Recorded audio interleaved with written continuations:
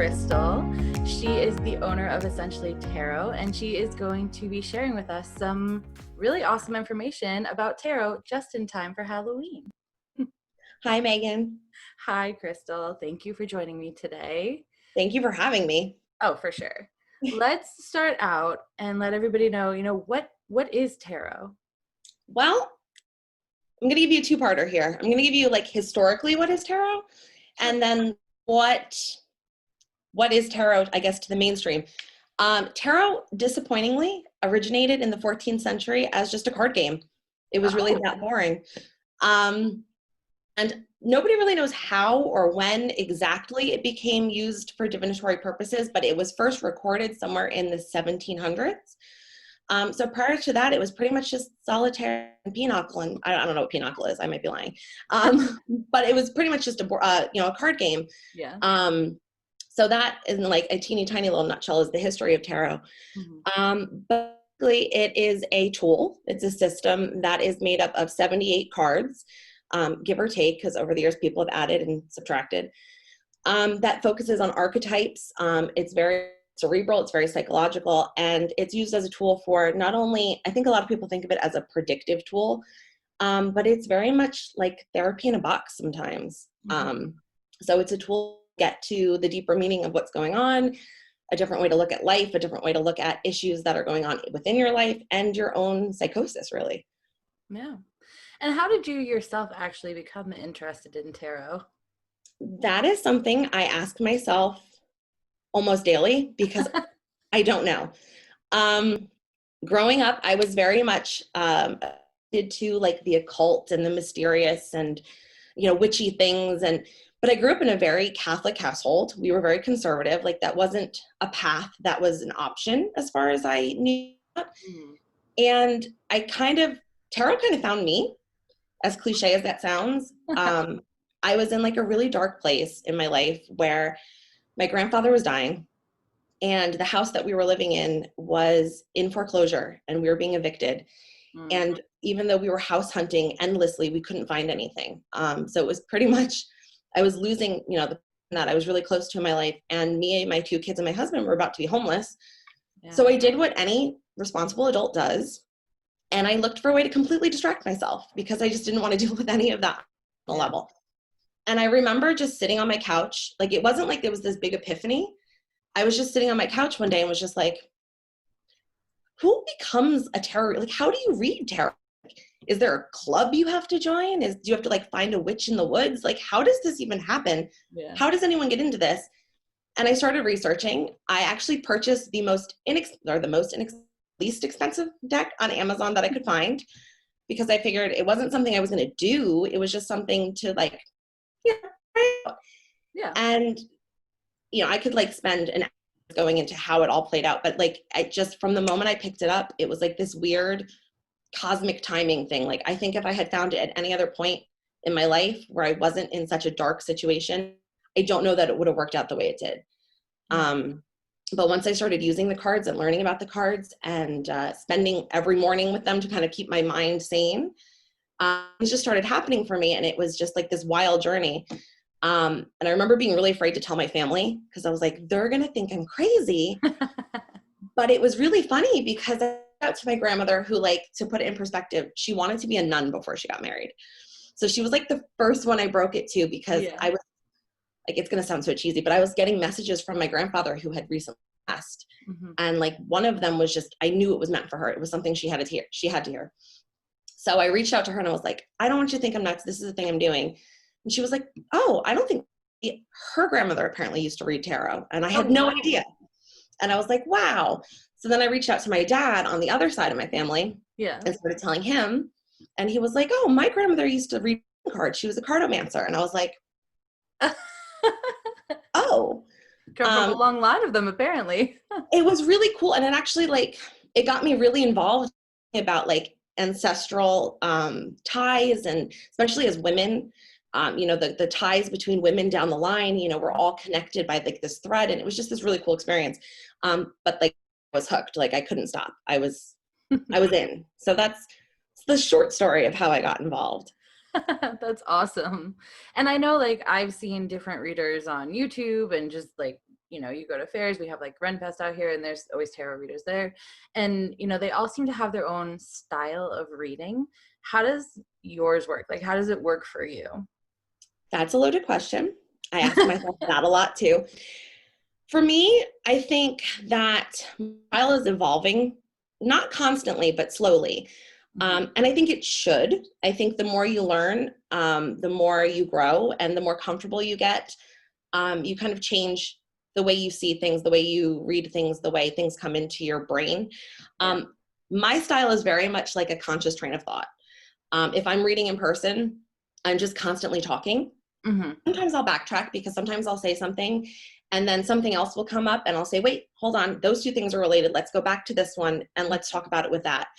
But my main goal has always been, like from the beginning, making it accessible to people. I think there's a lot of gatekeeping when it comes to anything mystical. Like we want to believe it's this big secret and like it is like so mysterious. I like to make it a little more accessible. I like to tell you like, hey, here's the Two of Wands. Wands mean creativity. They mean action. They mean doing. They mean building. Let's talk about what this means for this, this, this. So that was a big thing for me when I started reading for other people, is that I wanted them to kind of be a part of the process and to understand why this means this and why it means that in conjunction with this. But another thing is I wanted it to be something where if you came to me, I wanted you to walk away from the table feeling empowered. So when I read, my style is very much about, even if it is the most negative thing on the table, we're going to talk about not why it's bad. We're going to talk about what we can do. Like, what can you do to get past this? What can we do to work through it? I just to help people. And that's kind of what really fueled me to do this for other people and not just myself, was that I saw how it was helping me and I wanted to do that for someone else. So my style is very much like Care Bear, lots of talking. I'm going to send you on your way feeling like you can take on the world, hopefully. That's my goal anyway. But yeah, it's always evolving. It's always changing. And I find the more it goes on, the more it changes, hopefully for the better. So I think, yeah, for sure. The more you do it, the more it's going to get better. So it's already great. oh, thank you. I can say that because I've gotten a reading from you and it was very informational. It was cool. You took the time to explain, a lot of what the cards meant, because like, I don't really know what the cards mean. So it was cool. And you would point out like, this is an arcana card and stuff like that. So it's nice to learn as you're watching.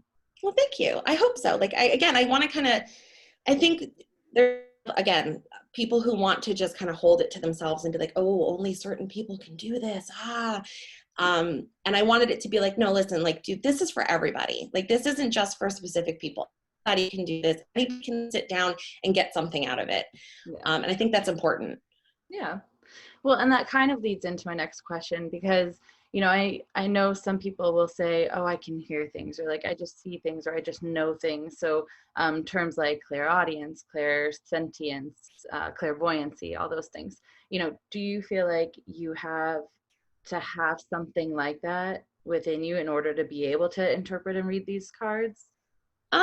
Do I think it helps? Sure. I'm sure it does. But no, at the end of the day, I think really what you need, cards, obviously. But again, you could even read playing cards. You don't even need anything fancy or crazy. You need an open mind. You need to be able to trust your intuition and access your intuition. And, I think that's pretty much it. Anyone, I mean, it's like, anyone can cook spaghetti. Not everyone's can be great. Yeah. I think anyone can read tarot. You just might not be great at it. It might take some time. It might take some practice. But I think there's just, again, this stigma about like, ooh, you have to come from a long line of readers, or you have to be gifted your first deck, and you have to be taught by family. And while those things are cool and they add to like the ambiance of your own personal story, I think tarot in itself is a very personal experience, and it can be very empowering if you give it the chance and have an open mind. Anyone can sit down and learn how to read.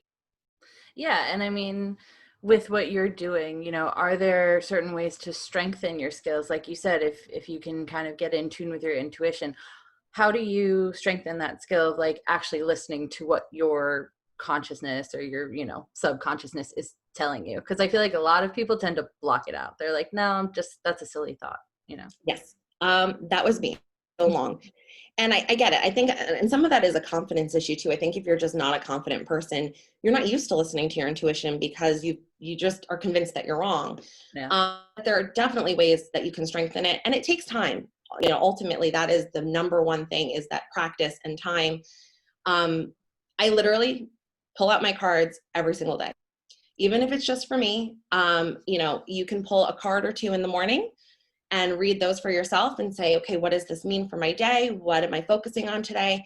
And journaling is, you know, just sitting with a card, looking at it and saying, you know, what do I see here? What's popping out to me today? What does that mean to me? What, you know, what's going on in my brain? And just free flow journaling. And you'd be really surprised back on it later to be like, wow, that was really insightful. Like, I wrote that down, and, you know, this, and this happened. I didn't know those things were going to happen, but like, that's what came. It's very much, it's kind of like creative writing. Not everyone's good at that either at first. But tarot is very much about storytelling and pulling the story from the cards and seeing how they interact with each other. So the more you sit with them, and the more time you spend with them, and the more you write down exactly what's coming into your brain, you start to kind of build that style, and you start to kind of build that confidence of like, actually, I might not be that bad at this. So it's really like anything else, kind of a boring answer, but practice is really what it's all about. I mean, it's that old sentiment, practice makes perfect. And in this case, it's the same thing. So. Yeah. Are there specific cards that you like to use? You know, and are there different types of cards that people use? I know you said most decks have 72 cards? 78. 78. Yeah. There's a lot. Wow. I'm so glad my husband's not home right now, because he'd probably be screaming from the background. I like to dabble in a little bit of everything. We're at a really exciting point right now because tarot's become very accessible in a consumer aspect. Like, you can walk into Barnes and Noble and there's 20 different decks on the shelf. I like to just try as much as I can. Obviously, I'm not a Rockefeller. I can't own every deck that's ever been created. But I think that each deck kind of has its own voice. It has its own personality. You know, there's creators who are adding cards to decks. There are creators who are changing the structure of the deck. As far from a beginner's perspective, though, there's pretty much, I'd go with 3 main systems of tarot, which would be your Rider-Waite-Smith, which is probably the most recognizable. It's definitely the one that you're going to find the most in like reference material.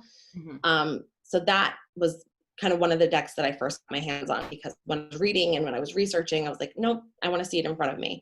Yeah. And then there's the Marseille style of deck, which is from France.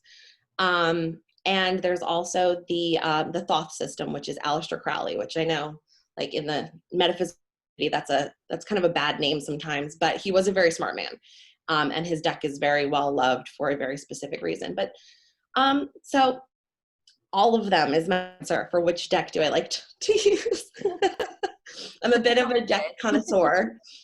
It's bad. I mean, you know, you like to have options. Yeah, and I feel like different people respond differently to different imagery as well. So like, I'm a very dark person. I love dark imagery. I love kind of diving into the seedy underbelly of things. But that's a lot of people, and a lot of people aren't happy with that. They don't want to sit and confront certain things. So I definitely have decks that are on the lighter end, that are literally like cute cheruby cartoon babies. Yeah. And I think it's nice when you're reading for somebody who maybe has never seen tarot and they're terrified of it. It's nice to kind of, you know, smooth it over, make it cute, and it can still give a powerful reading without really intimidating and confronting at the same time. So for myself, I like a little bit of everything, but I also like to kind of feel people out and be like, okay, you know what? I know this person's a little more sensitive. I'm going to be more sensitive in my deck choice for them. So it's an added bonus as reading for somebody else. Yeah, that's an interesting, you know, concept of, hey, this person, like you said, might be new to tarot, might be intimidated by it. So yeah, let me use some visual cues that kind of ease them into it. That's great. That's interesting. Yeah. And I know, you know, if you watch readings, like I'll watch readings on YouTube, or I've seen friends get readings, and like sometimes it'll be in the shape of a cross, sometimes it'll just be 3 cards, 5 cards, you know. Is there a reason behind that? Like, is there a specific card setup that you would do for a specific question, or for a specific client? That kind of goes back to your style question. There are definitely readers who are very freeform, where, you know, you ask a question and they're just going to kind of keep pulling cards and flipping them in no particular order. I think it all depends on personal preference. Right now, for me, I do prefer to have either, you know, a set spread, because I like to, in my head, be like, okay, this card's this card's this card's this is how we're going to do this. These are what they're representing. And really, the more cards you pile on, the more information you're getting, which sounds helpful, but isn't always. So it really depends on the question.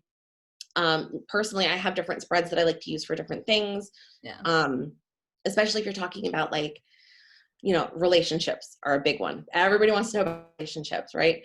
So I'll have certain spreads where we'll look at, you know, your place in a relationship versus your partner's place in the same relationship from your perspective. And we could compare and contrast, you know, what's going on your end? Do you see on their end? What does this mean for you?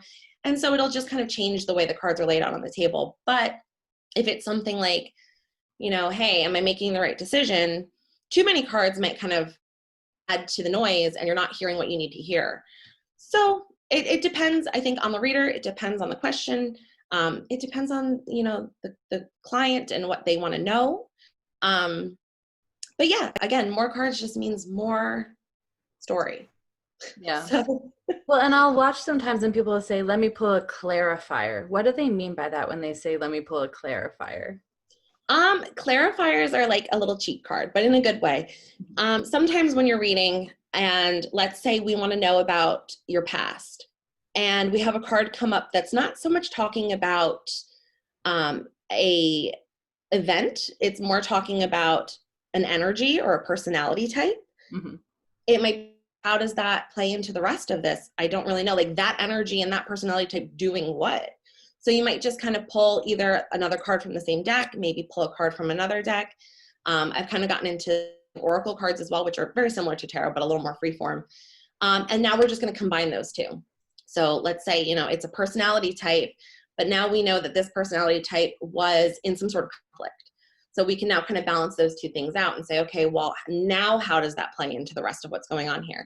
So it's kind of just like a little added smack of information on that one card where you're like, ooh, I don't know, that's not talking to me. Let's see what else we have here.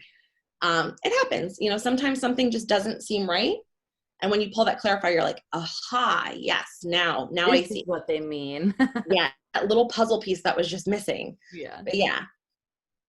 How do you handle, and I know you kind of addressed this before, but how do you handle if you pull a card that's either negative, or if you pull a card upside down? Because I know from what I've read or from what I've seen, if it's upside down, people interpret it as to be something bad, you know, and some readers don't even read them upside down. They'll just not, you know. How do you handle that if you get kind of a more negative message, or you see that the person is interpreting like, oh no, I got cards that are upside down, it must mean it's bad. Right.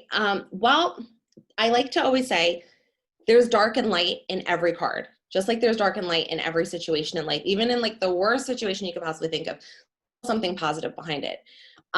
So reversals are tricky, because for me personally, some of them I read in a more dark aspect, a more negative aspect.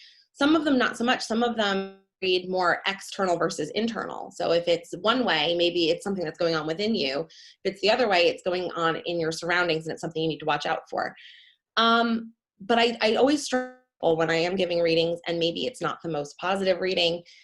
If there's anything on the table that you don't like, that you don't want to have to experience, that is predictive and you want to avoid, the cards are just telling you what we need to know right in this moment. If there's something you don't like, change it. I'm going to give you advice on how to change it. We're going to talk about how to deal with it. We're going to talk about how to get through it. But you ultimately are, you know, the master of your own ship. Like, you're the one who's deciding where you go when you leave my table. The cards are not. Like, they're not the end all be all. They're great. Yes, they're helpful. But no matter what shows up on the table, no matter how ugly or bad it might be, at the end of the day, you're still making your own decisions. You have free will. And I think there's a big stigma behind that as well, because there are readers out there who count on that fear of negativity and tap into that and take advantage of it. I'm not saying me, but you know, there's the ones that'll, you know, come in and they'll be like, oh my gosh, I see that you're going to have, you know, a divorce next week and your children are going to die and your grandma is going to hate you forever because there's a curse on you. And if you just pay me an extra, you know, $200, I'll remove that curse. And I think that it's kind of put this whole stigma on the whole thing as being, you know, or dark or bad. When really it's just people that are taking advantage of someone who is coming to them for advice and is in a position where they're vulnerable. So I always try to kind of let people know it's okay. It's okay. If I see a card come up that's negative, I'll be like, listen, don't freak out. Yeah. We're going to talk about this. Like, I know you see that, just, we're going to get to it. Yeah. So I try to kind of smooth it over as much as I can. And it's, at the end of the day, they're pieces of paper. And like, I know that's kind of like, oh, she shouldn't say that. That's not good for business. But they are. They're just a tool. They're pieces of paper. You leave the table and you decide how to react, how to respond, and how to move forward. Yeah. So.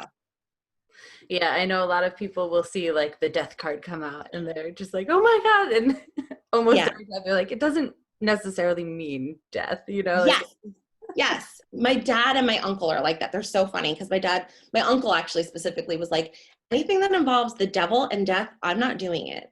And I was like, but it's not literally the devil and death. Like, it's going to be okay. Even if those show up, it's going to be okay. And he was like, no. So happens. It's out there. I know. Yeah. Well, and speaking of the devil, you know, is this practice considered a form of witchcraft? Or have you ever heard, you know, people say that like you shouldn't do tarot, it's the devil whispering in your ear? Because I've heard people say it, you know, so what are your thoughts? Well, my thoughts. I think, well, obviously I'm a little biased. Would I say it's witchcraft? No. Does it go hand in hand with witchcraft? Absolutely. There are a lot of people who bring their tarot practice in their witchcraft practice and vice versa. And I think they both facilitate that very well. That being said, clearly I don't think witchcraft or tarot are evil. I don't think they're the devil's work. I think it stems from, controversial warning, I think it stems from a place of, you know, going back thousands of years, the pagans were very much into the witchcraft and divination and all of that. And in trying to convert them over into Christianity, we, you know, put this whole stigma on them that they were evil, that they were otherworldly, that they were, you know, less than because, oh, look at they're the heathens. And I think so much of that has carried over. And the good thing is now that tarot has picked up such traction in the mainstream, in pop culture, there's people from all walks of life who are seeking out tarot as far as getting readings and also having their own tarot practice. There's people who are well involved in the Christian community who are very religious who also come and get tarot readings or practice tarot on their own, because it really is, you know, when I, you know, because we've done this, but when I sit you down, I basically say to you, I want you to call out to whomever it is that you ask for in times of need, whether it be God, whether it be spirit guides, ancestors, past loved ones. You bring in your own faith to your practice. So it can be very spiritual and very faith-based if that is what you're looking for. And I think that's the really beautiful thing that people are missing out on. And again, I think it kind of goes back to that stigma of like tarot readers giving bad information and doing curses. You know, again, I think that even if you're practicing witchcraft, you should always be practicing in light. And I think you should always be trying to bring positivity to other people rather than trying to hurt others. And that's me personally. But I think it has just put this whole just dark cloud over the whole thing. And it scares a lot of people when really it can be such a beautiful, helpful tool. Mm-hmm. So you've been doing this for a while now. What is your favorite part of the practice? You know, what do you look forward to doing, waking up and doing with this every day? You know? Waking up. I look forward to waking up and doing it all. Is that a bad answer? It's probably the worst answer. No. I like all of it. But like really, like I've never been a very religious person or a very spiritual person. And like to say that this has awakened my spirituality is like an understatement, and it's so cheesy, and I know that. But like I just love every aspect. I love holding the cards. I love shuffling the cards. I love laying the cards out. But I guess the best part for me is when someone's coming to me and they're very upset and they're very vulnerable and they're looking for answers. They're looking for guidance. They're looking for advice. being able to help that person and to have that person come back later and be like, oh my gosh, you know what? You said this, this, this, and you were right. And I knew that it was coming, and I knew that I had to do this, this, this, and this, and everything was okay. You know, I'm just so glad that I knew.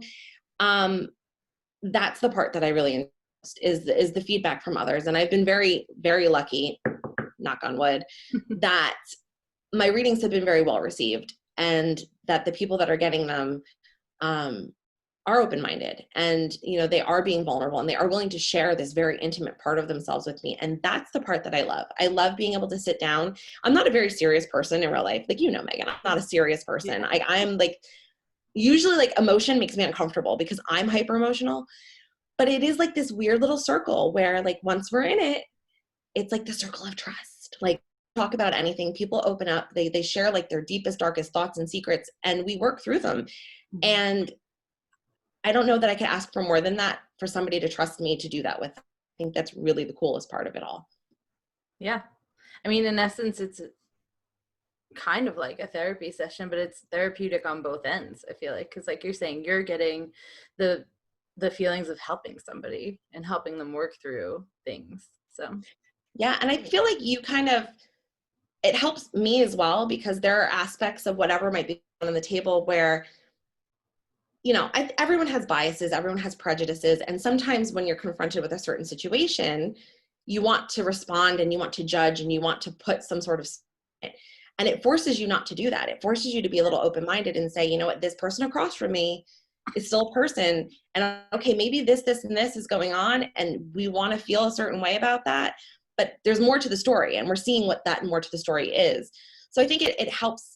I think it's character building on both ends, really. And it has opened my eyes so much to like the human experience as a whole, which sounds, again, so cheesy, but we're all kind of in the same boat, and things happen to us, you know, at different parts in our lives in different ways, but we've all gone through these very similar experiences. And it's wild to see that kind of play out on the table and be like, I felt this way. I've done this. I understand where they're coming from. And I think that's really cool too. I think it's all about human connection, really, at the end of it. oh yeah, absolutely. And I mean, I don't know if you have any information on this question, but I've seen and heard people, my aunt actually is really into runes. And do you find that that's a similar practice to tarot, or is it something that, you know, is a new skill that you would have to practice if you were interested in that? Well, a little of both. Runes are something I haven't gotten to quite yet, because I'm the type of person, when I jump into something, like I need to completely like swim to the bottom of the ocean and immerse myself in it fully before I move on. Yeah. But runes and tarot actually have a great relationship, and there are a lot of tarot decks out there that incorporate rune symbolism into them. All kind of in the same family. They're all kind of like intermingled, and they play really nicely together. And there are people who will use both on the table, which I think is really cool. I can't speak to it more than that, because again, I haven't been like, ooh, I want you, but I need to just do this right now. But they play nicely together. They're in like the same little family. And I think that's the other cool thing about tarot, is that you can incorporate so many different things into it. Even, you know, to go back to the whole storytelling aspect, there's writers who use tarot for inspiration when they're struggling on a project and they don't have any ideas. They'll pull out a tarot deck and use creative purposes. So I think, you know, when it comes to, again, runes, witchcraft, your job, like there's just so many ways to link those things together and make them work nicely together and play nicely. And it's just, I don't know, it's just like an all-around tool. It's crazy. I don't know. I get really excited about it. I can tell. That's great. It's a good thing you're doing it then. I guess we're supposed to be here. If somebody wanted to learn more about tarot, you know, do you have any books or videos or mentors or, you know, something that helped you on your journey that you could recommend to somebody who's maybe starting out on their journey or wants to learn more about it? Absolutely.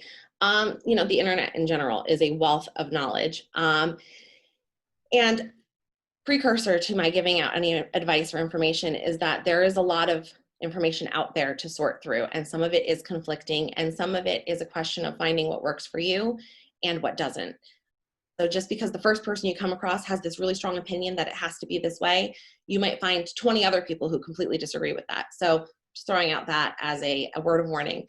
But books go, 78 Degrees of Wisdom by Rachel Pollack, Pollack, is a great book and highly recommended in the community, as well as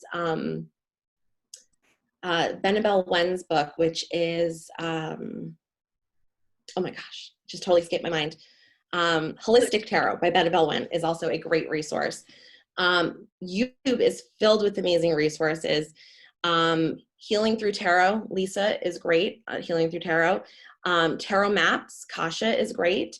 And if you're into podcasts, if you're into blogs, Biddy Tarot is like, I used to drive my kids like an hour and a half to school when we moved in with my dad for a while, and I would put on the Biddy Tarot podcast and learn so much in that hour and a half. Bridget Esselmont is fantastic, so I highly recommend her. But there's just, I mean, it's a web. Once you find one, you kind of branch out and find 50 more that you're really into and that you connect with and you click with. Those are just some of the ones that really, listening to them made sense to me. So there's a lot out there though. Awesome. And as for you, what services do you offer, and where can people find you if they're interested in getting a reading or learning more about your journey? Sure. Well, as far as services, I mean, I offer readings pretty much. You know, I do have a code of ethics. I won't read on, health, because I'm not a doctor and you don't want me doing that at all, because it would be terrible. But, love readings, career readings, I read on behalf of other people. So if you want to be like, is my boyfriend cheating on me? We're going to reword that nicely into like, how can I strengthen my relationship with my boyfriend? Yeah. Because your boyfriend's not giving consent. So we're not going to do that. But, I'm open as far as what I'll read on. And if I don't think it'll work well, I'll kind of gently try to help you find a question that will answer what you want to know. Mm-hmm. But I am on Instagram as Essentially. I'm on Facebook, Essentially Tarot, very easy. And I'm on YouTube, Essentially Tarot. And I do like to kind of incorporate into my Facebook page. Every Monday we do card of the week, so everyone kind of gets like a feel of the energy for the week. We do Oracle Card Friday sometimes, where I'll pull cards for individual people if you hop on and you ask for a card. So I try to keep it very interactive, and I try to keep it, again, accessible, because I know not everyone has the money to put out for a reading or values a reading if they don't know what it is they're getting. Yeah. So I kind of like to give people a little bit of things so that they don't have to feel like I have to put out money to get any sort of guidance or help. Mm-hmm. I like to make it kind of a community over there. A little community, but we're still a community and we're growing and it's great. But it's a judgment-free zone. I always keep it upbeat, or try to, positive, and you can pretty much come with whatever, and I am going to be like, cool, let's sit down and let's talk about it. Yeah, that's beautiful. Thank you. You're welcome. So just a few fun questions now that we have covered, I feel like, sufficiently the world of tarot. Thank you so much for that. I'm sure readers have gotten, or watchers have gotten, a lot out of that. But just a little more, personal questions. Since we've all been in quarantine, have you been binge watching anything on Netflix that you would recommend to people? Not as much as I would like to, because I do have 2 kids that are usually homeschooling, and they're driving me batty. They're actually at school right now, so hey. Let me see, excuse me. Obviously, it's not a new one, but if you haven't ever watched Sherlock, good God, what have you been doing with your life? Because the one with Benedict Cumberbatch? Yes. Oh my God, it's so good. I just watched it in quarantine. My sister made me watch it, and I was like, oh, they're an hour and a half long. And she was like, it's worth it. It's worth it. And oh, yeah. Oh, so good. So that's one of our favorites here. I love British TV. So if you haven't checked it out, I'm not going to swear because I know that's not allowed on YouTube usually. But The End of the Effing World on Netflix. It's only 2 seasons. I think that's all it will ever be. They said they're never going to bring it back. If you're like me and you like darker humor and you like what the heck lines, that is a really quick one to binge watch. And nobody's talking about it, so I don't know why, because it was fantastic. Geez, what else? I don't know. If I'm going to jump over to Amazon Prime, okay. Fleabag was another British show that was only 2 seasons, and it has the priest in it is Moriarty. Yeah, he's Moriarty from Sherlock. I love him. But Fleabag was great. A little risque, but really, really funny and deep and moving, and I loved it. Um, Well, and I like it too because sometimes she'll just kind of talk to the camera. That's the style, is like she'll talk to the camera and she'll call out like, yeah, I know this is ridiculous, or like, yeah, I know I'm being crazy right now, but like, wouldn't you do the same thing in this scenario, kind of thing? yes, I love fourth wall breaks. That's probably like, I'm such a cheese ball. That's my favorite thing in a show is when they talk to the audience. I'm like, yes, me here. Hi. Like I'm such a child. But yeah, I'm into it. I love it. Otherwise I'm watching stuff about serial killers. So I don't know if that's like, I don't know if that's the best All the suggestion. true crime. Yeah, I have to watch it when I'm alone because my husband is the opposite of me. Like I'm all dark and like, yeah. He's Yeah. like very vanilla and not into it at all. So I keep my crazy to myself when I'm here by myself. Oh, there you go. How Hmm. has it been having to, homeschool some kids right now? I'm sure every parent out there who is working and having to handle kids in different grades, like I'm sure they're kind of being burnt at both ends. It's rough. And mine are just far enough apart that it makes it that much harder, I think. Because my daughter is 9, so she's in 4th grade. And son is 14, so he is now just in his freshman year of high school. Um, and it really depends on the day who's worse. My son, he does have some learning difficulties. He is ADHD with ODD. So he has a really hard time, even at 14, kind of keeping himself on track. Yeah. And at 9, obviously, none of us could keep ourselves on track. So I really feel like a personal like secretary / events coordinator because I spend most of my day being like, where are you supposed to be? What are you supposed to be doing? What class are you in? Are you on a Zoom? Are you supposed to be on a Zoom? Can we look at your schedule? I am losing my mind. I have a hard enough time caring for just me. And much as I love children, I could never be a teacher because I don't have that personality. I want to like have fun. I don't want to make you do work. Yeah. And my kids are listening to me. So it's great. It's great. It's fine. It's fine. We'll get through it. It's cool. Yeah, no. My husband's essential. So he like is missing all of it. He's at work. At work, he had like I think 3 days off in the very beginning. So it's just me and my 2 kids. And we are so tired of looking at each other. It has been so much togetherness. Yeah. So my voice has literally been raspy and hoarse, I think, since like about May. I'm Wow. sure it has to do with all of the talking and loud talking have to Mhm. do to get people's attention. So Motivational talking. very motivational. And it doesn't get better because they go to school 2 days a week. And I was like, oh my God, thank God. But it's added another layer because now it's like, do you have your Chromebook? Where is your math book? Where is your mask? Because they come home on Friday, just throw everything because they don't have to go back to school until Thursday. Yeah. So it's a mess. A mess. A mess. Well, it sounds like you're getting through it. And it sounds like you're helping a lot of other people get through this whole time. So I appreciate you coming on and teaching us about tarot, and talking about your experience in it. And again, if you could just share with us where people can find you on socials. Absolutely. Essentially Tarot, Instagram, Facebook, and YouTube. Keeping it nice and easy. Nobody stole it from me, so we're cool. That's perfect. Works out. All right, well, that's everything I have. Thank you so much, Krystal, for joining me today. And like I said, sharing the world of tarot with us. I really appreciate it. I know our viewers really appreciate it. And like I said, just in time for Halloween, spooky season. Yes, thank you, Megan, for having me. And yeah, don't forget the thinning of the veil. So we're supposed to get more messages closer to Halloween. Good to know. I'll keep my ears open. Yes. And for those of you who are interested, Deanna and I did move our podcast into a true podcast form. Please go check us out. It's My Ovaries Made Me Do It. It's available wherever you get your podcasts. And I am starting Screen Mavericks podcast. It should be coming out this Halloween. So keep an eye out for that. That'll be coming out soon. Again, make sure you like and subscribe to this channel, and I'll see you soon. Bye.